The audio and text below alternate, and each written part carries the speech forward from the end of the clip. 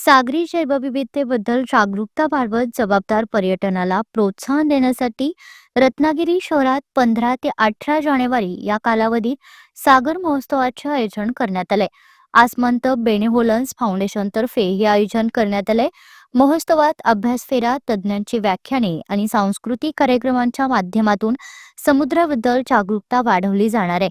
फाउंडेशनचे संस्थापक नंदकुमार पटवर्धन व संचालक जगदीश खेर यांनी याबाबतची माहिती दिली.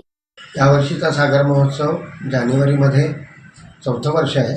जानेवारी 15 ते जानेवारी 18 रत्नागिरीमध्ये सागर महोत्सव होणार आहे. आणि वैशिष्ट्य म्हणजे यावर्षी आपल्याकडे डॉक्टर शैलेश नायकांसारखे मोठे सायंटिस्ट प्रमुख पाहुणे म्हणून येत आहेत. डॉक्टर मांडे येत आहेत. राष्ट्रीय समुद्र विज्ञान संस्थेची सायंटिस्ट येत आहेत. अशी वेगवेगळी हुशार मंडळी आपल्याकडे व्याख्यानासाठी येत आहेत. त्याचबरोबर पुळणी समुद्र अभ्यास फेरी, खडकाळ समुद्र अभ्यास फेरी आणि मॅनग्रुव्ज म्हणजे खारफुटीची अभ्यास फेरी असा कार्यक्रम असणार आहे. सागर महोत्सवाचं आता जानेवारी 26चं 4थं वर्ष आहे. पहिलं वर्ष आपण 2023मध्ये केलं होतं. आणि रत्नागिरीमध्ये आसमंत काम करत असताना निसर्ग पर्यावरण या संदर्भात काहीतरी एखादा आयकॉनिक प्रोजेक्ट करावा असं डोक्यात होतं, विचारात होतं. आणि मग मित्रमंडळींची गप्पा मारत असताना इथे एवढा लागून असलेला सागर याच्यावरती लक्ष केंद्रित होत नाही आहे असं जेव्हा लक्षात आलं, तेव्हा सागर महोत्सवासारखी कल्पना आम्ही प्रत्यक्षात आणायचा विचार केला. शाश्वत पर्यटन आणि समुद्र हे खूप जवळचं नातं आहे. कारण कोकणामध्ये जेव्हा पर्यटक येतात तेव्हा समुद्रावरती पर्यटन करण्याकरताच येतात. पण आपल्याकडनं समुद्रावरती पर्यटन करत असताना केवळ बोर्ड लावून हे करू नका, अमुक करू नका, तमुक करू नका हे सांगण्यापेक्षा प्रत्यक्ष काहीतरी त्यांच्या डोळ्यासमोर येईल असं करणं आवश्यक आहे.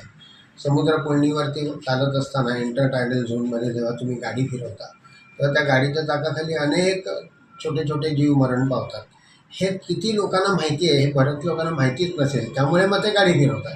त्यांना जर हे कळलं की आपल्या गाडीखाली इतके जीव मरतात आपण जेव्हा एखाद्या इंटरटायडल झोनवरती गाडी फिरवतो तेव्हा, तर लोक करण्याचा म्हणजे त्याच्यापासून शक्यता कमी आहे. तर तो तशा प्रकारचं काहीतरी करणं किंवा they will avoid doing all this things.